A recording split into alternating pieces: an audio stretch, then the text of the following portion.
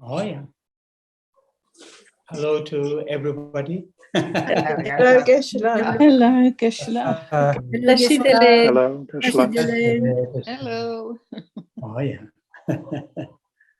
Many familiar faces. Thank you. Thank you. Oh, yeah. Okay. So we will slowly start this gathering. Although there's just 1 minute, but we will slowly start. People will join. And Okay. Oh, yeah. We're just trying to help somebody get into the class. Okay. A bit of a Okay. Yeah. Where's mute? I'm going to mute everyone now. There we go. Oh, yeah.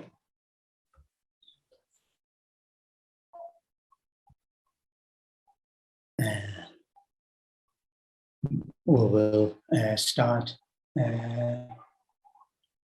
with the refuge and the bodhicitta minds as our main motivation. Motivation for our day-to-day life, how we spend our life, and also particularly when we engage in particular activities. And here we are starting this gathering, and the training our minds, ourselves, really to hold these two amazing mental states. Mind, that is, mind. These are the mind taking refuge, and the altruistic awakened mind.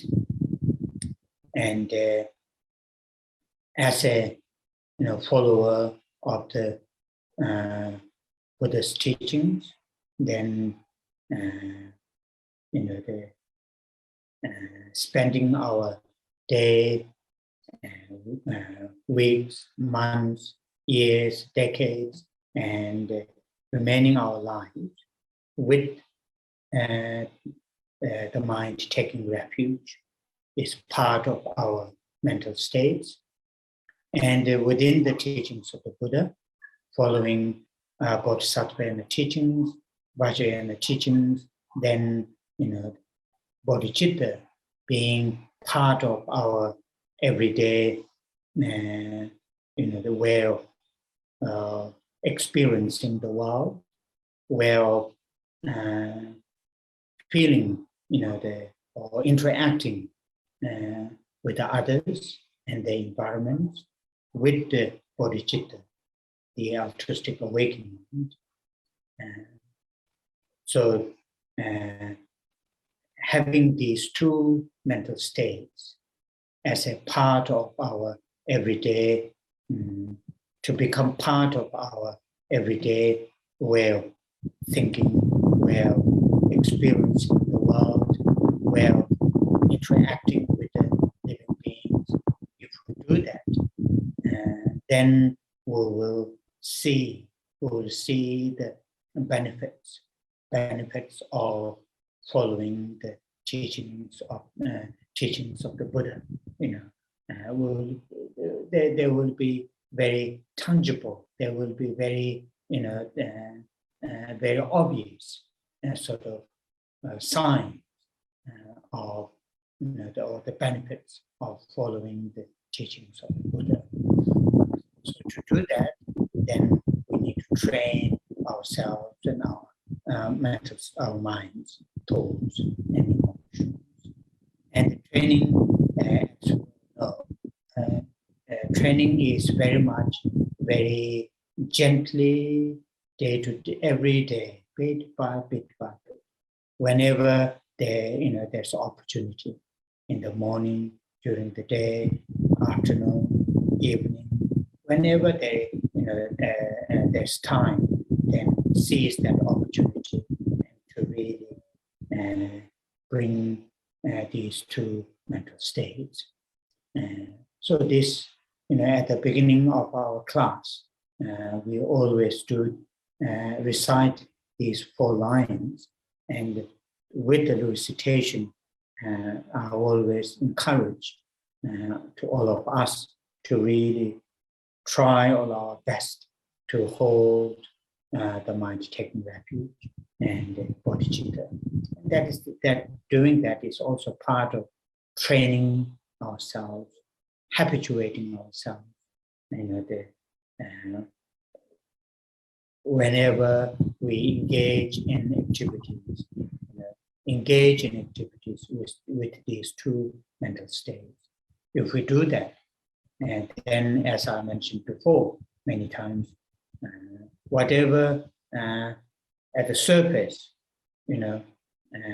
how turbulent our life might be, but in the deep down, if the body, if the refuge and the bodhicitta, these 2 are the part of our, our mental states, then deep down there will be very less, the disturbance or anxious or worries or concerns. That will be immediate benefit we will see. Now, of course, we are thinking about not just this life. We are thinking about our spiritual journey, life after life, until teaching, Vajrayana teaching's point of view, until oneself and all to experience light, and that is our journey. So during the journey, these 2 mental states are some of the key sort of elements to build our spiritual development. So when last day come, this life, last day, last moment come, definitely will come. When it comes, there is a great chance.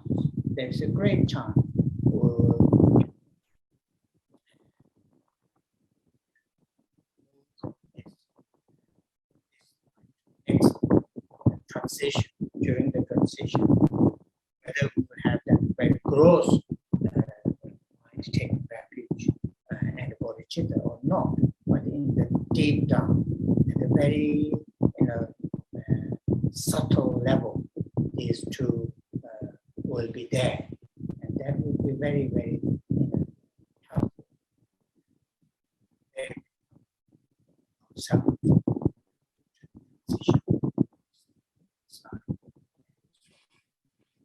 therefore, very helpful to all the time try to hold these 2. Say the refuge and bodhicitta lines 3 times.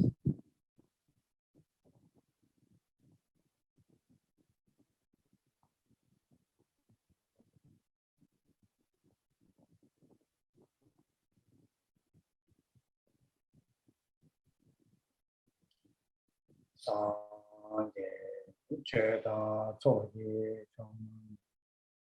Chanjo Pado Dani Tato Dage Jinso Jibe Sonama Dola Penje Sanje Tobaya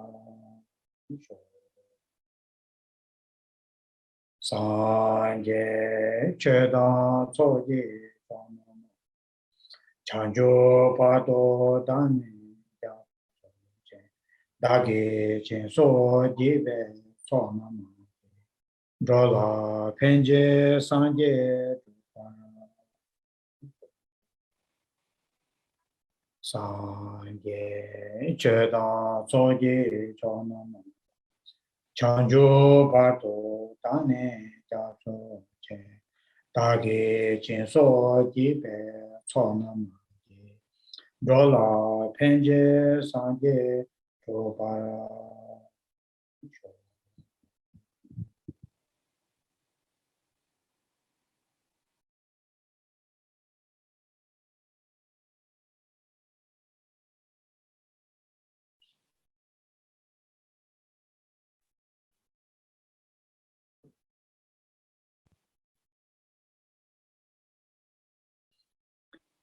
Geshe, sorry. Oh, yeah. Yeah, I don't know if it's possible for you to close the window at all. The wind is very, very strong on the microphone of your computer, and it's a little bit difficult to understand what you're saying. Now the closing window will be quite difficult. I have to open a few things. So what I'll do, I'll put my, this one. Okay. You do it now. Okay. Mm.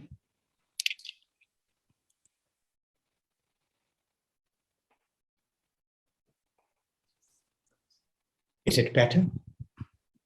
Yes. Yes, I mean, we'll see. But yes, it is right now. Yeah. Yes. Great. Thank you. Okay. Oh, yeah.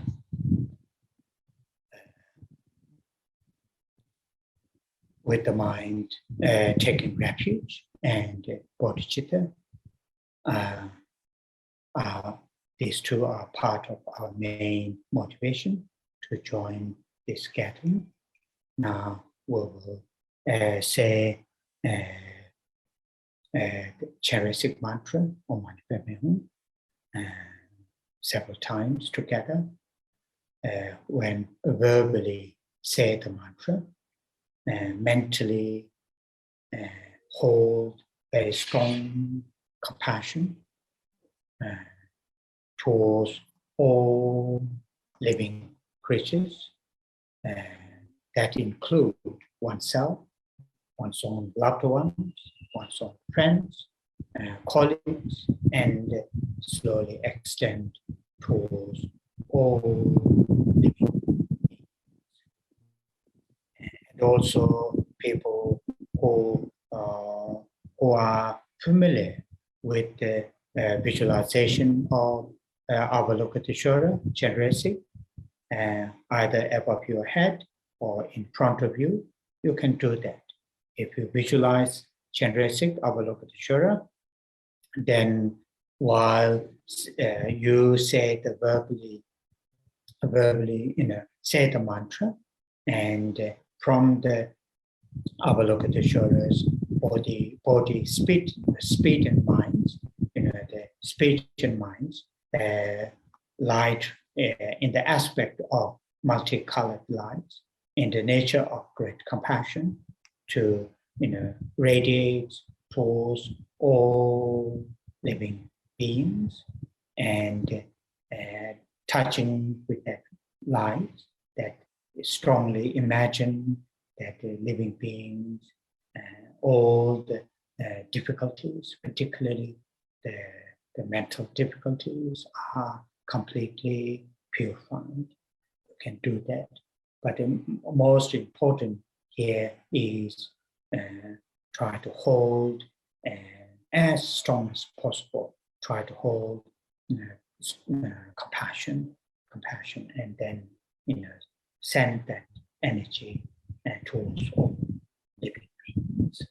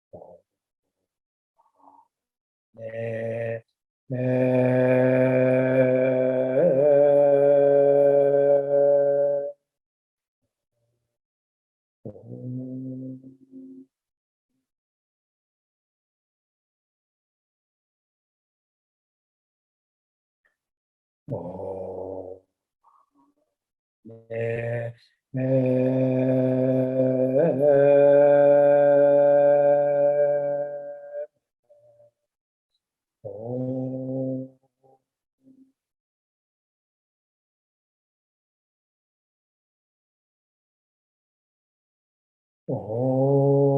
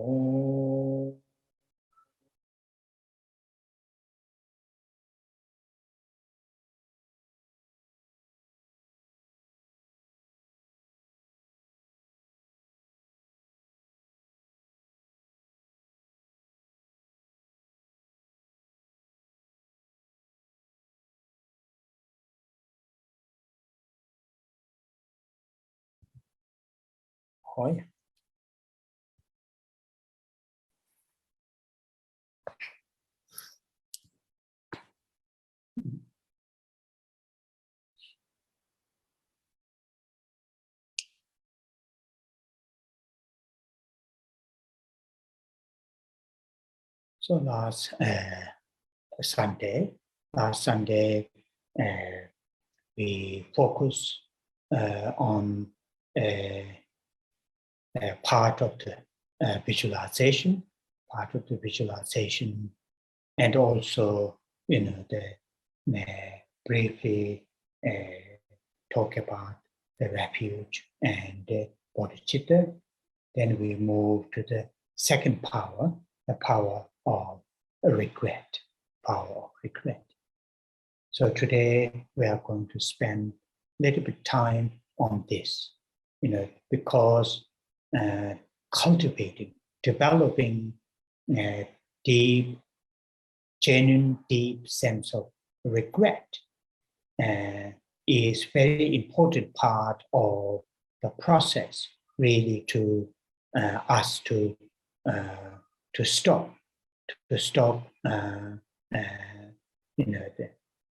engaging in non-virtuous activities, particularly not just the actions. We may not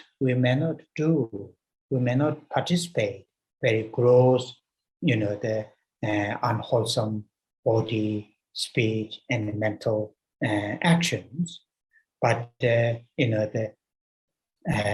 root or roots of the causes, as I mentioned the last week, afflictions are very much still, within our mental continuum. Afflictions are very much, within our mental continuum.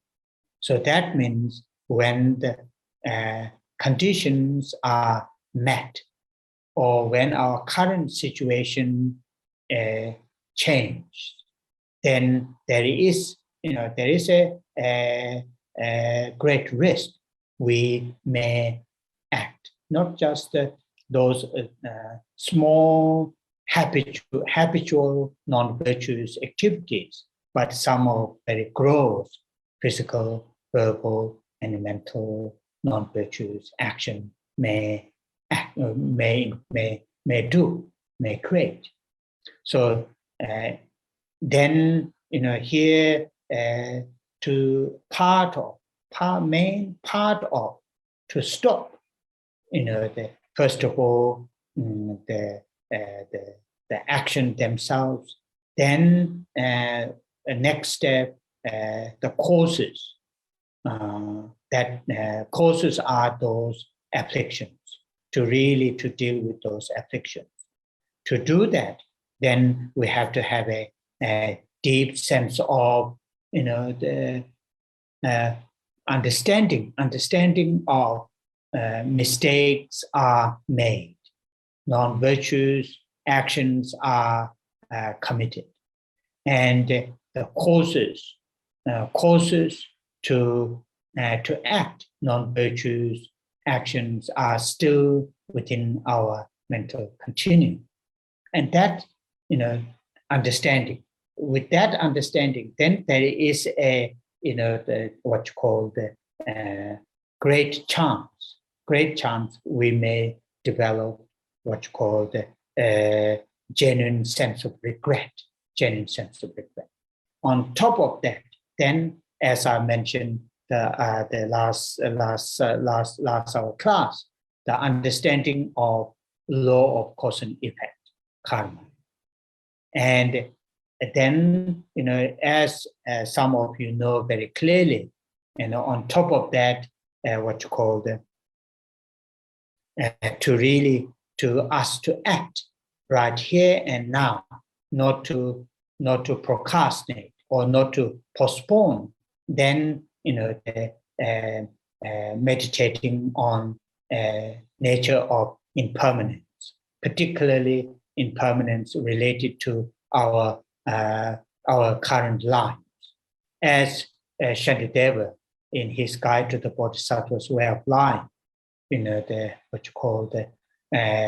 second chapter, the chapter which is called Compassion chapter, and there, again, those 4 powers are mentioned, and main chunk of that part, which I will show you later, is very much Shantideva, verse after verse, talking about nature of impermanence, particularly when we are going to face death, when death comes, all those things, which we will look at briefly later. So first, today, I don't know some of you have done or not.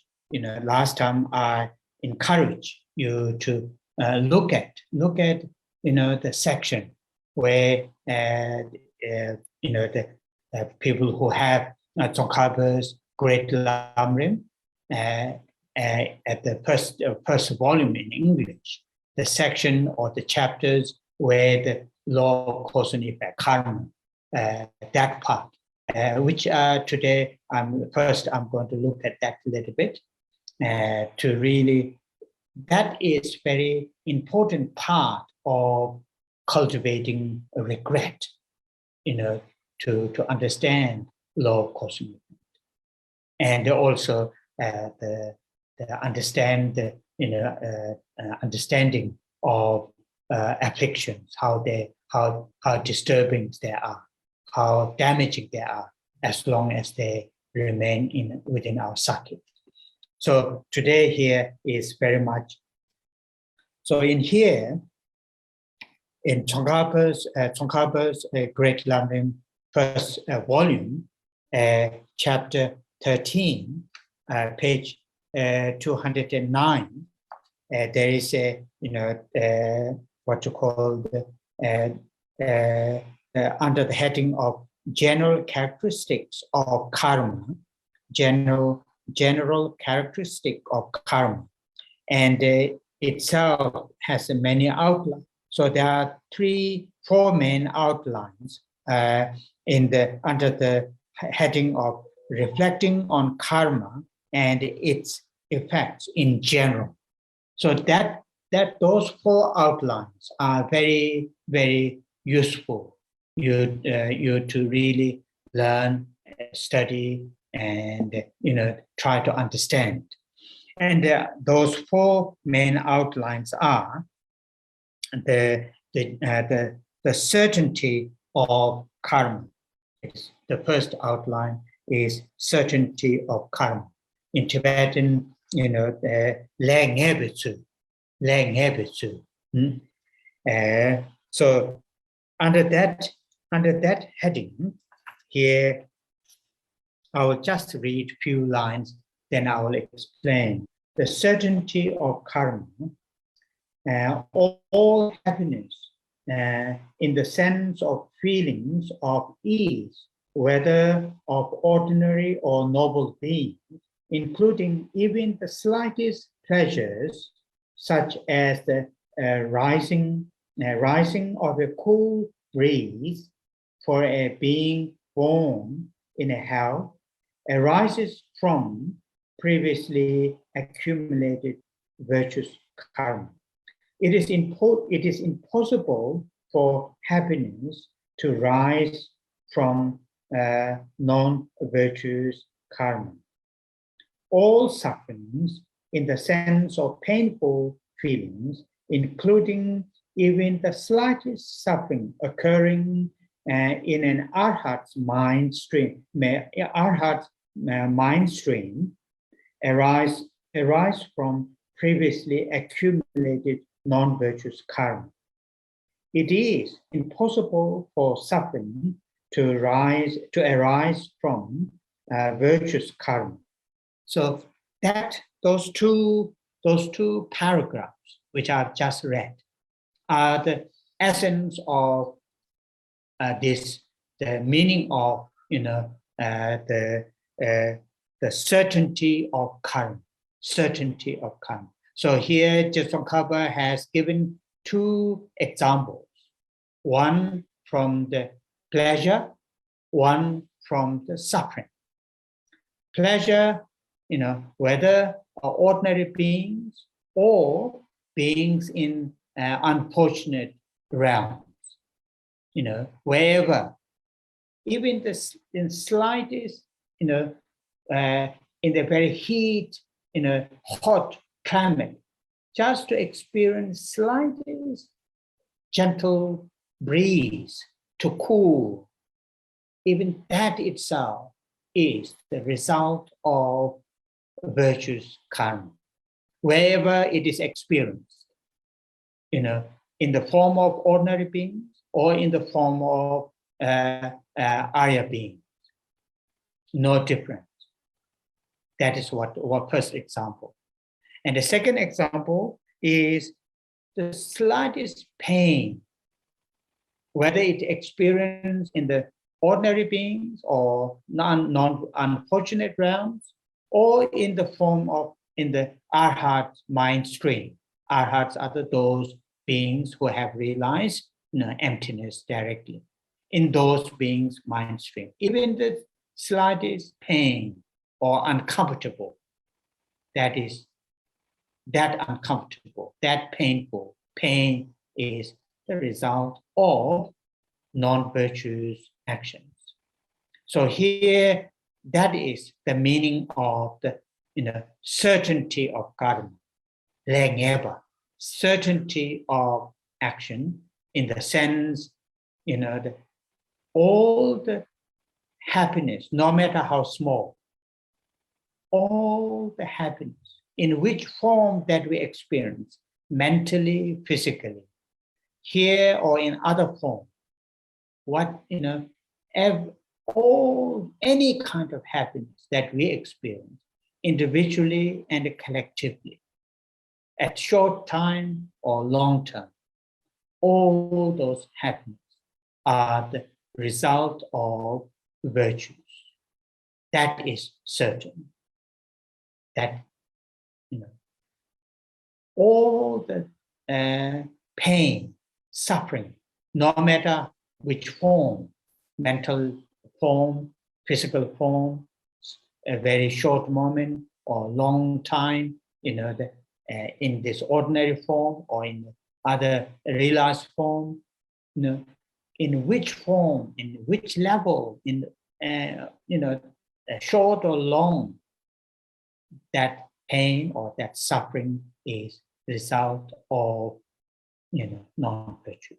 That is certain. That meaning of out of the four main outlines. The first outline is the certainty of karma. So in other words, virtuous actions will not bring pain result, and vice versa. Non-virtuous actions will not bring happiness. That is here talking about. So that understanding is very, very important part of the process us to develop deep sense of regret when we doing the confessing the negativities. That this one. That's the first outline. And the second outline is the magnification of karma. The magnification of karma. In Tibetan, le pelcho. So, the le pelcho.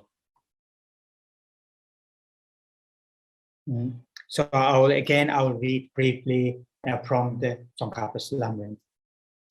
The magnification of karma, an effect of immense happiness may arise from a small virtuous karma.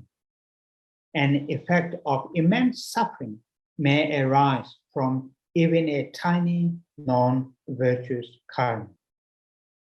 So that is here talking about the meaning of magnification. In Tibetan, increase. Pelwa has a meaning of to increase. So, small, what's called virtuous action, a small virtuous action, may bring very, what's called huge or the, great happiness. And same at the other way around.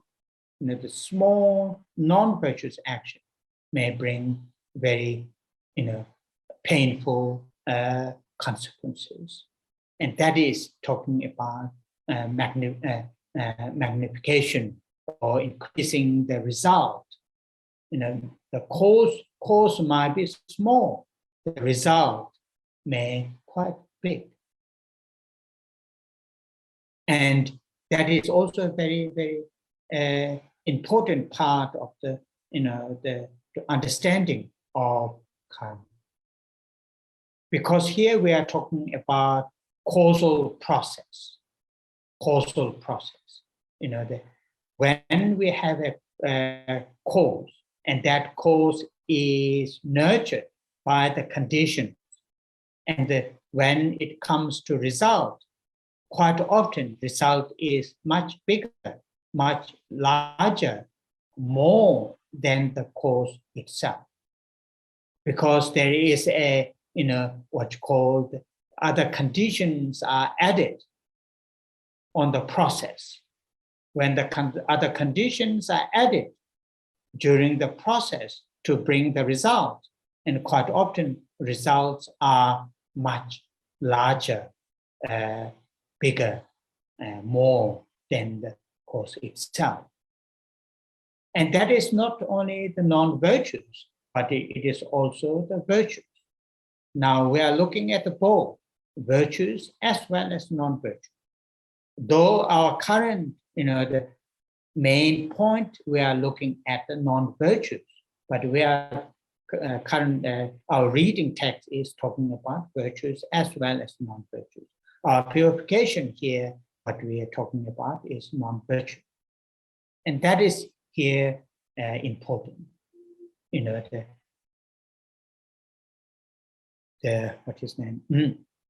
Some of the Katamba masters have used this expression. I think you have heard this before, me saying before, Katamba masters would say, Temba tamje, tushilamji, nyamnento chershemba, ne lama. So, Temba tamje, so that means all the teachings.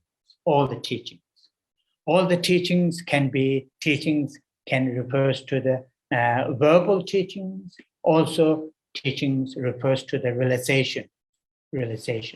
Both are the teachings of the Buddha, the verbal teachings and the realization. That both are the teachings of the Buddha. So this statement saying,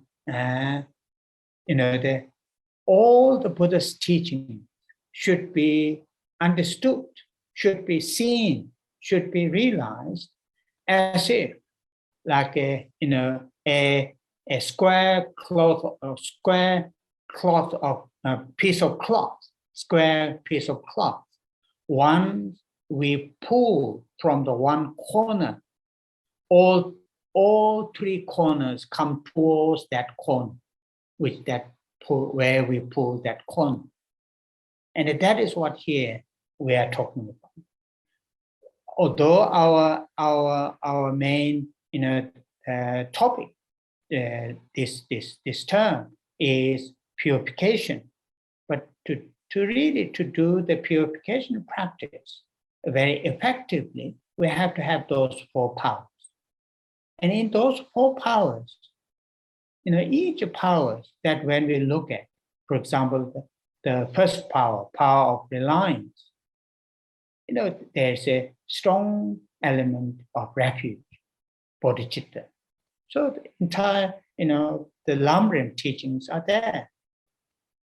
If we learn the Lamrim teaching, then when we read listen to the discussion on this purification, then the power of first power of reliance. Now I understand what is involved in that first power. And same now we are reading the second power of regret. Really to, as I mentioned earlier already in last week, really to develop genuine sense of regret. The negativities are created, committed. We need to understand this teaching of law of cause and effect. Of course, we don't have time to go through all the parts here, but I thought, it is important to just to remind you at least those 4 general, main 4 general under the general characteristic of karma in that chapter. Those 4 what you call the outlines. So we have just talked about the second one, which is the magnification of karma. Then the third one, not experiencing the effects of actions that you did not do, not experiencing the effects of actions that you did not do. And that is the third, and which is very, very, what you call the very helpful, very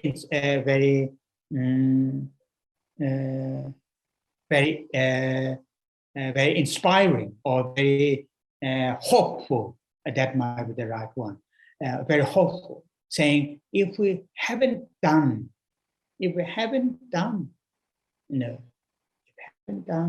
non-virtues, then we don't need to worry about to do the purification and all sorts of things, because there's no negative result to be experienced, because the causes are not created. Or on the other hand, if we haven't created virtues, then don't expect positive results, and that's not going to happen. So it is what double-edged sword, something like that. So very, very, what you call the Lama Lechava Chumi Seva, Lama Cheva the Miteva in Tibetan, that is called Lama Cheva the Miteva. Lama Cheva the Miteva. I'll just read. If you have not accumulated the karma that is cause for an experience of happiness or suffering, you will in no way experience happiness or suffering. That is its effect. So that is also the third one. Is these are very much common sense. Very much common sense. From time to time we get confused. Oh, I haven't done this, but I got it this. But that is the general which we don't, understand the process, and some are very obscured and so on and so forth. But in general, in our understanding that we do, parents bring up their children, give good education, from the kindergarten to the university level, because they understand, that when their children grown up, they will have a good job and good earning. That means, at least a worldly good life, isn't it? And as some of you who have joined with me when I was in London, in Jamyang, or in other places, when I lead this on this topic, even my late, mother, who was illiterate, she understands. Not learned person, she understands, the law of cause and effect, in the sense, I'm not saying karma here, law of cause and effect, because she was farmer all her life while she was in the refugee here. So during the springtime, when the raining season starts, she will work extremely hard to prepare the field, to grow to prepare the fields, to sow the seeds. Why? Because she needs good harvest in 3-4 months in the autumn. And that is the understanding. That is the common sense we all have. But we don't, that understanding, we don't, what you call push further. Only those worldly, culturally, socially agreed that with understanding, just stay at that level. We don't push further. We don't ask questions. Many of our sufferings, many of our happiness that we experience, where they are coming from, we don't ask that much question. We just try to seek, when we have physical pain and suffering, we try to seek doctors, medications, and so on and so forth. When we have joys, happiness, we just enjoy. At least we, or maybe in the shortest form, we may just think about, yes, because I have a good, what's called amounts of money in my bank account, so bills are paid, so my life is comfortable. Maybe that might be the furthest. We may not go further than that. So here, what we need to do, we need to expand that understanding more than just worldly, that accepted law of cause and effect. Isn't it? So that is what here the Geshe clearly stated, in the bowl, happiness and suffering. If you have not accumulated karma, that is the cause for an experience of happiness or suffering, you will in no way experience, the happiness or suffering. That is its effects. So, so yes, in the more depth and more detail, when and how and where, and if we look at those things, difficult to, for example, I'm experiencing indoors a little bit humid, and I'm experiencing very pleasant breeze from the window. Peter asked me to close, which I refused to do that. So, that pleasure, here it clearly stated, is the result of virtues. But I don't question it. I just think about, I had opened my window.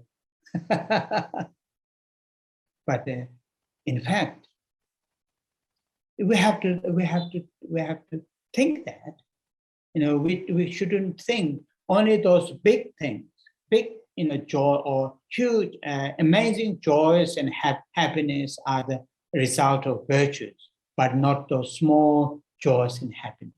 If we think that, then it is a mistake. Or on the other hand, if we think there's very gross pain and suffering are the result of karma, but not those small, they're not like that. As here earlier in the first, out of the four outline, first outline, clearly stated, even the slightest pleasure is the result of virtues. Even the slightest suffering, pain, is the result of non-virtues. In which way that we experience. And the same in here in the third outline, really to develop understanding and certainty. If I don't create non-virtues, I don't need to worry about to experience, suffering. If I, create virtues, I will experience happiness. Those are the really understanding we need to develop in here. So then the third one, the fourth outline is the actions. The actions you have done do not perish. Do not perish in the sense, the actions, the virtues or non-virtues, what both, either that actions that we have done, they will not perish without producing the result. And that is, again, very important to gain the understanding.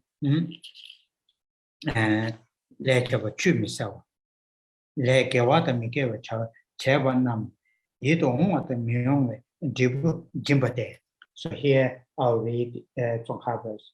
Those who have done virtues and non-virtuous actions create pleasant and unpleasant effects. Then there is a quotation. So those are the four outlines, something that I would encourage you to really to explore further and try to develop.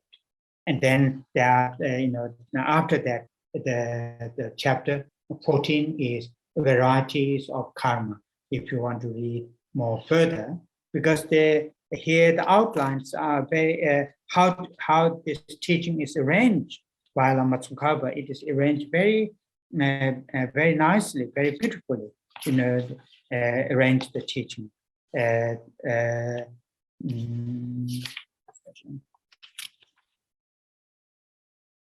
Yeah, anyway, I'll leave it here. So that is the first thing I want to talk to you. then, so that is out of those three which I mentioned. The first one is understanding of the afflictions, those, how, which are the causes, which are the fuel that karma, action to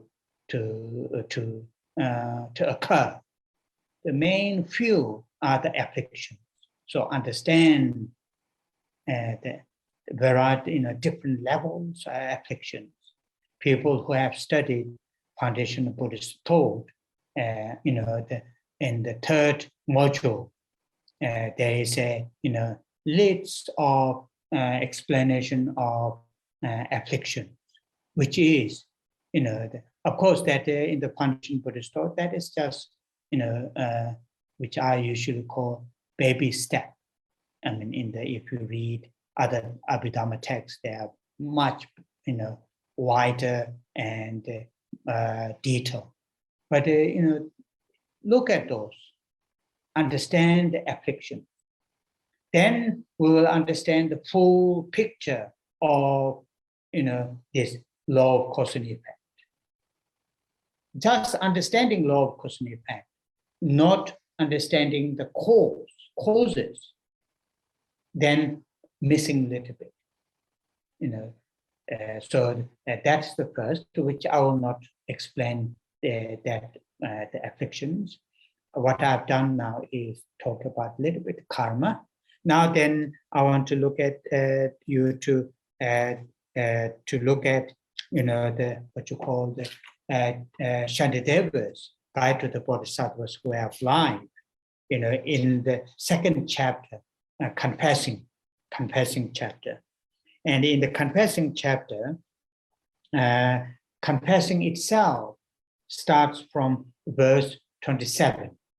Chapter 2, verse 27, then it starts confessing. And, so the verse 20, starting from verse 27. So verse 27 itself is really like that we did here, the visualize Vajrasattva.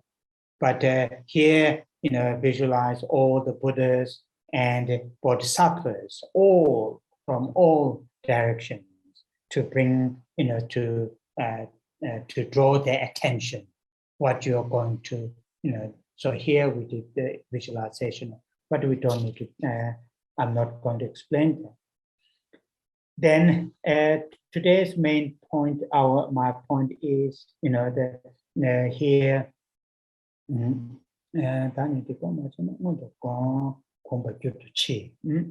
and from verse 32, 33, 34, 35, 36, 37, 38, 39, and verse 40 and 41. These verses are very much, if you read these verses help us to, what you call to develop sense of urgency to do the, confessing the negativities. That's the one element. Another element, these verses explains, while we're alive, many of our actions, many of our karmas, or many of our actions are committed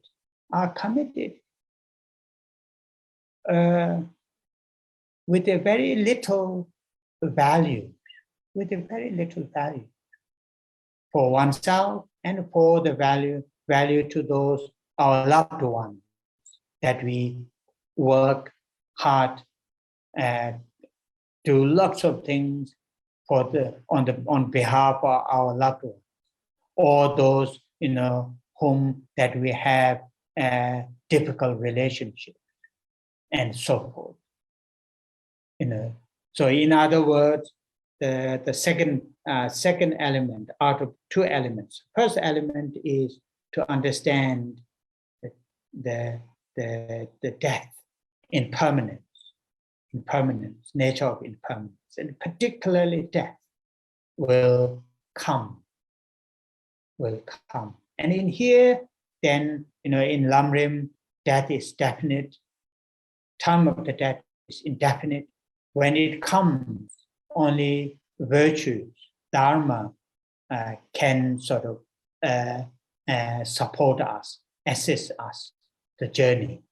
So those 3 points are very, very helpful here to develop, cultivate deep sense of regret in the second power,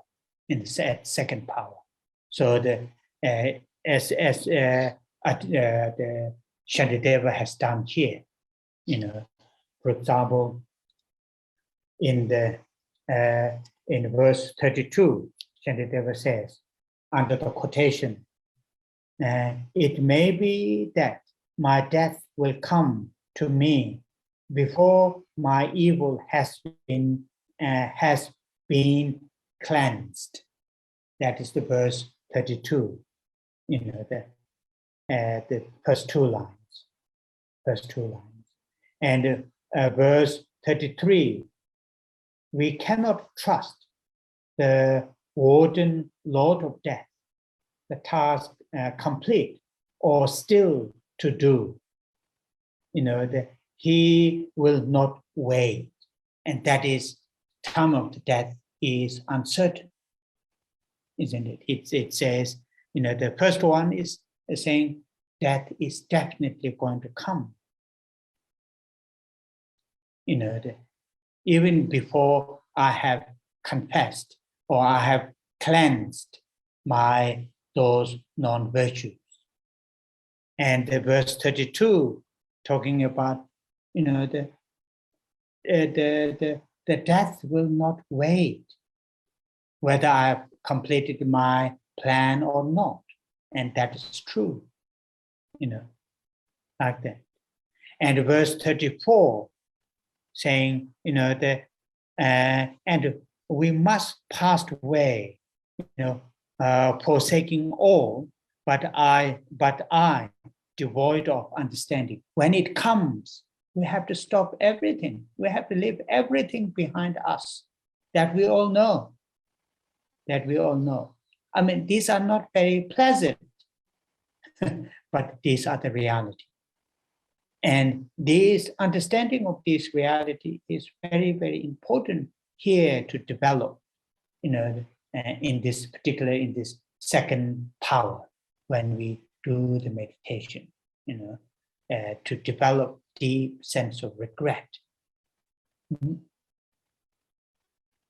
So those are something very, very important points, to meditate. Death is certain. Time of the death is uncertain. And when it comes, all those what we have collected, physical, and have to leave behind. So these are really something useful. And I will not read all those verses, but I just want to show you, how this purification practice is done with bringing, from the other points, and here to make the purification practice very rich and very profound. Very profound. Okay, so that is.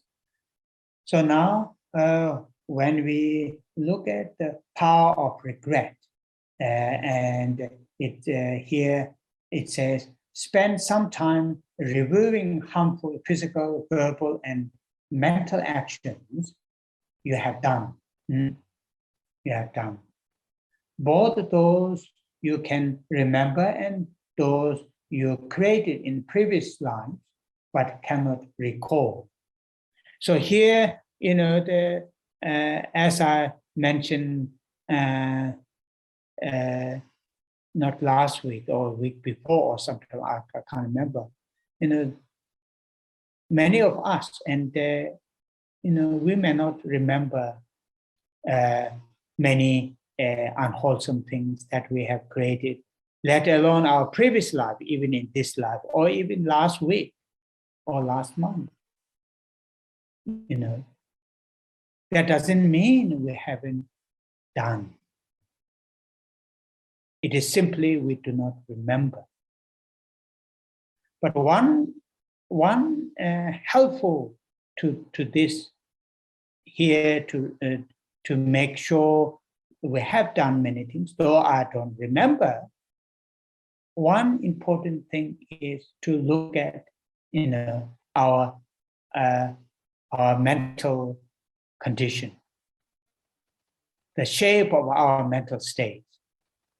Just watch 10 minutes. Just watch 10 minutes. And during that 10-minute time, during that duration of 10 minutes,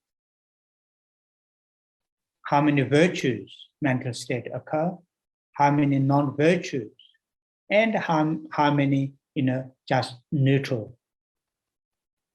Most, generally speaking, neutral. Then out of those virtues and non-virtues, non-virtues. And virtues is much less. Only with the effort. If we put effort, one or two pieces of virtuous mind may occur. But non-virtuous mental state occur very habitually because they are very much. So from there we can tell, no doubt we have created many non-virtuous actions. We can look at, when we reflect on our current mental states, we can tell that. So then, think about those karma, the certainty of karma, and those. And then we will have, the good. Okay, so generate deep regret. So how to generate deep regret is really reflecting on those points. Then there will be a deep regret for having done this. Have a strong wish to be free from their suffering results, and to avoid causing harm to others and yourself in the future. Okay. Then the next part, second paragraph, seeing Vajrasattva as a combination of wisdom and compassion of all Buddhas, and as your own wisdom and compassion in full developed form, make this request.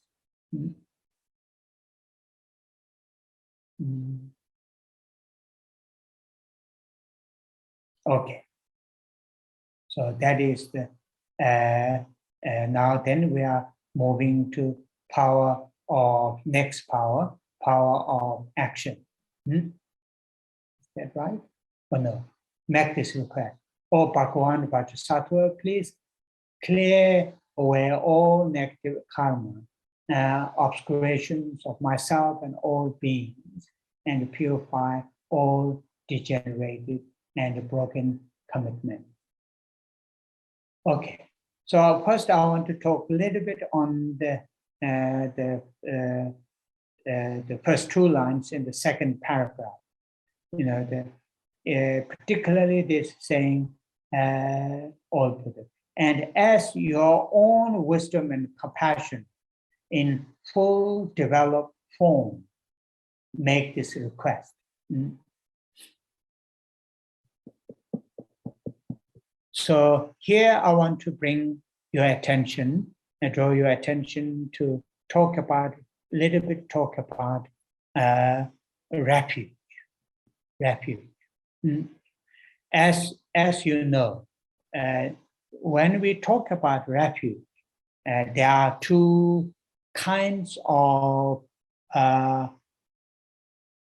first I will use this, two kinds of object of refuge, technically called causal refuge object and resultant refuge object. Causal refuge object and resultant refuge object. So what is the causal refuge object? So when I say I take refuge to Buddha, I take refuge to Dharma, I take refuge to Sangha. So in that context, what is the causal refuge object? And here, in a causal refuge object, in the Buddha, first refuge object. The causal refuge object in the Buddha is those already enlightened beings who had given teaching, who are giving teaching. Those enlightened beings are the causal refuge object of the Buddha. And causal refuge object of the Dharma. That is, those enlightened beings, oral teachings, and their realizations. Those are the causal refuge object of the Dharma. And Sangha, those Sangha members, whom that we learn and so on and so forth. Those are the causal refuge object of the Sangha. So these all are, they are called causal. They cause, they help us. Buddhas give us teachings through their Dharma, Dharma understanding, oral teachings. Sangha support us. Therefore, they are called causal refuge object. They cause us to go for refuge. Now then, the resultant refuge object. Resultant refuge object are the Buddha, Dharma, and Sangha, which will going to happen within ourselves. Not right now, here now, but sometime in the future. Sometime in the future, ourselves become fully awakened being. That is causal, resultant refuge object of Buddha. When within our current mental state, transform, developed into a realization, great compassion and wisdom, and so on and so forth. And through that, when we teach verbally, those are the resultant refuge object of the Dharma. When ourselves become Sangha, not necessarily ordained monks, but when ourselves become Sangha, that means minimum have realized emptiness directly. From then up to the enlightened beings, when ourselves become Sangha, that is resultant refuge object of Sangha. So normally we don't do that, we don't talk that much because it's a little bit complicated, the resultant causal when we do the refuge, what you call the refuge practice. But it is important to understand that mechanism. When we take refuge, there's this structure. Causal refuge object, cause us to take refuge to resultant refuge object, which is our future Buddha, ourselves become Buddha, ourselves have Dharma, ourselves become Sangha, isn't it? So that is here, you can see in here, seeing the Bodhisattva as a combination of, and here more or less looking at the causal, the refuge object.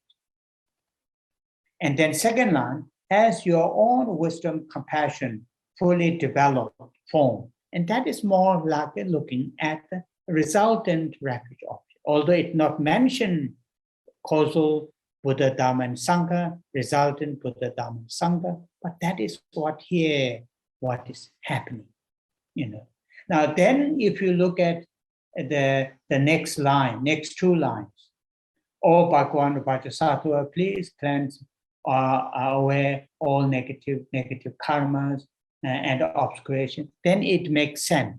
If we understand that structure, causal and resultant refuge object, that structure, the process, then those making requests make sense. Otherwise, it's like begging, fully God help me, blah blah blah.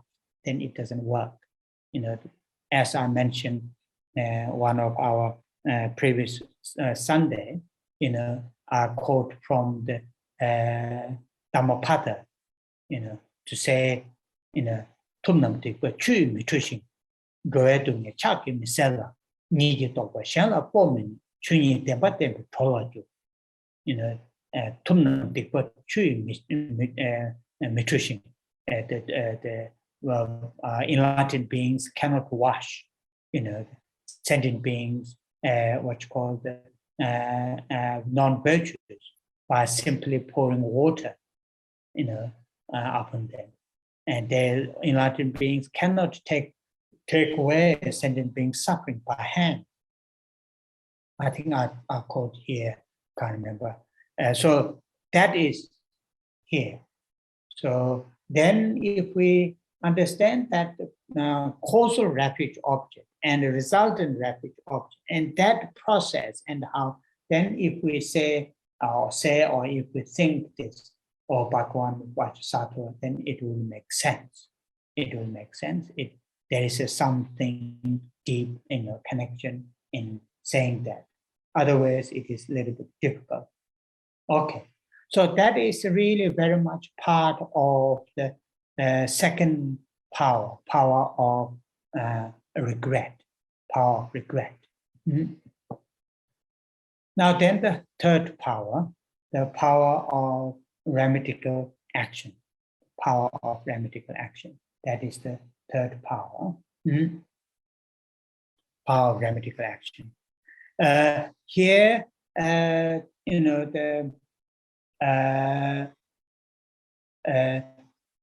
first, before I read those lines, those what you call the paragraphs, today I want to just lay down the basic, the basic, what is remedy and how remedy works. What are the remedies? Here, remedial action. In Tibetan, Nyembo is antidote. Sometimes it is translated, or here translated remedy. Nyembo, antidote. So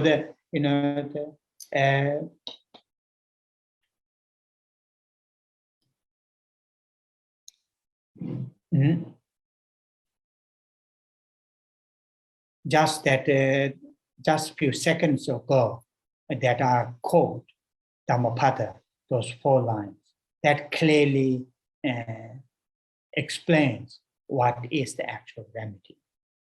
Actual remedy to purify, the afflictions, which are causes, and those non-virtues, with our body, speech, mind, and propensities, or all the results that we results of non-virtues. The main purification here is not the results. Results are there. The main purification is the causes. that we need to deal with. As some of you have heard, for me, there are other slightly different explanation. For me, the actual purification is really very much like a, some of you have heard this from me. The example is, at springtime, you go to people who have, garden, and you go to your garden, and particularly if you have a small collection of seeds, flower seeds or vegetable seeds, you mistakenly sow the winter flower seeds for the spring. And sometimes that you realize after 2-3 weeks, when the new shoots start to come, or you mistakenly sow the wrong seed. So the actual, what you call the result, that beautiful winter flower is not there. But when you realize, then you stop watering. That really will not bring the winter that flower. When you mistakenly sow this seed for the thinking it is spring flower, but in fact you sow the winter flower seed. And after 2-3 weeks, when you start see the shoot, then you realize, oh, you make mistake, so you stop watering. That is the end. So for me, the purification is very much at that state, that kind of, and that can be all the way up to all the conditions are met. All the conditions are met. From the sowing the seed to all the way up to until the flower is actually open. Up to there, we have the opportunity to stop. Of course, it have a different stages, isn't it? When if we wait to stop watering until the plants get halfway, of course, up to halfway, we'll experience certain results.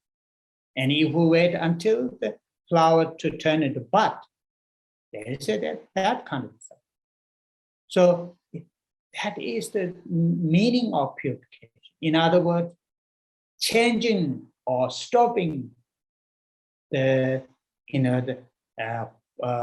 pouring the water to those non-virtues that you have created. Pouring in the sense, repeating again and again and again and again, making stronger and stronger and stronger, then to ripen the full result. I'm talking about a more simple form. There are some, it is a little bit complicated, but that is it. So in that sense, now what is that remedy? What is that remedy? And the remedies are, of course, here in this case, a recitation of Vajrasattva's mantra, or some other case like the reciting 37 Buddha's name, or the what you call the saying some other powerful mantras, but all eventually come down to within our mental state to have the antidote or not. Antidote for attachment. So as we just discussed earlier, the main causes for those non-virtues actions are those afflictions. 6 root afflictions, 20 secondary afflictions, and so forth. So those are the main that we need to do, need to deal with. And the remedies, antidotes are for those, not the action itself. Action itself is really, the remedy is there to those afflictions. And that should come from within ourselves, not something from outside. Outside may help us how to develop the remedy, but a remedy should come from within ourselves. Yeah, so that is something very, very important to remember. So that is really general explanation here, and today I will leave it here.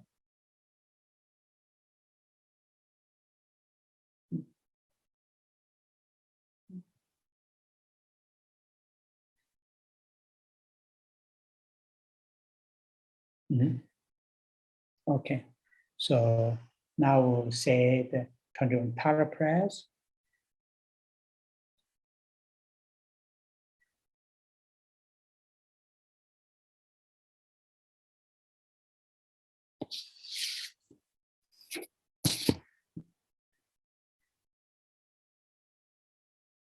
Om che se ma pa ma do ma la cha se cha za do ma nyu ma ba che ne ke che lo dang cha ji den song gun che ji she ka sa che wa le ni zong cha ze dong ge da wa kan wa jian ni zai bei sha ga ma dong da cho ba ni ra do che we ra ba ra cha ze seng che ne ge Prime Chane, Naparajan, Jamba Chundu Kadu She, Saba something Jun, Chanze Tishin Shebe, Tai, Naparajawa, Malu Paro Jimba To, Jawe Seji Shindu, Chanze Toda Rahung, Duda Choda Namka Khan, Jigden Tombo Shaki Ne, Luba Meba Guba Ne, Chanze Yaji Mela Tang.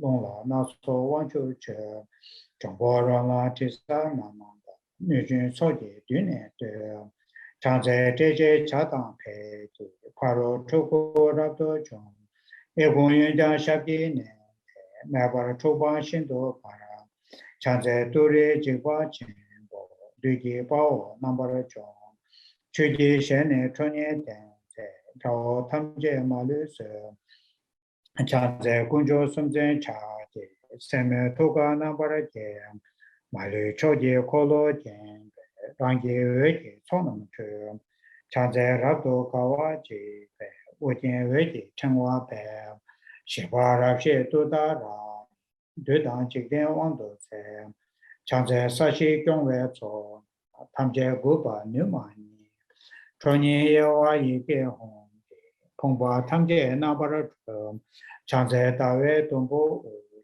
Yamba Tamje Shinto Bara Rebe Chene Ba Me Babara Shinto Rabuse Chanze Kebe Tama Me Barwe Chingwe Une Eja Yungum Kune Ko Dae Bungne Nambara Jo Chanze Sashi Ngola Cha Teki Nujing Shakti Dong Chonye Chenze Ige Hong Remba Dombo Namni Ge Chanze Dema Kema She Yangen Deshin Juni Soa Omda Yanda De Diba Chimbo Chomba Chanze Kune Korava Ka Tae Lune Napara Ge Ege Chube Ngane Ko Diba Hongle Chomani Chanze Ture Shamne Da Honge Nabe Sabeni Era Meda Rada Be Jikten Sumna Yoani Chanze Hai Soi Na Leda Dajen Chana Na Dara Niju Peti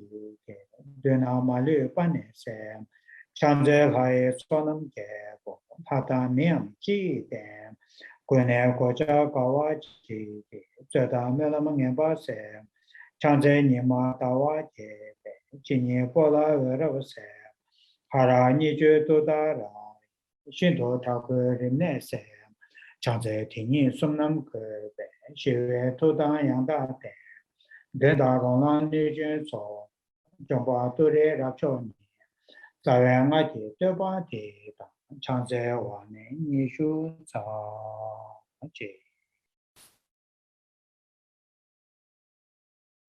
Dewa di jiu ge, Sanama yi xie cao zhou xian, Sanama yi xie le zhong wei, Tangpa gu ni to pa ra zhou,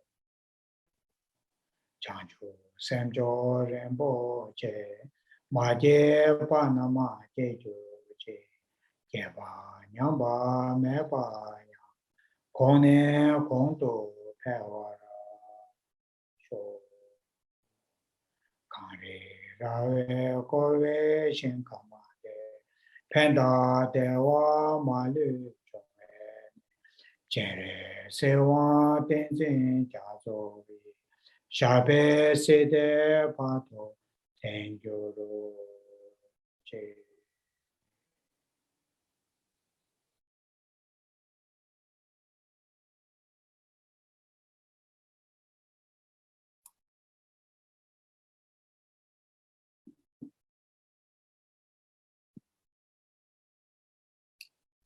Oh, yeah.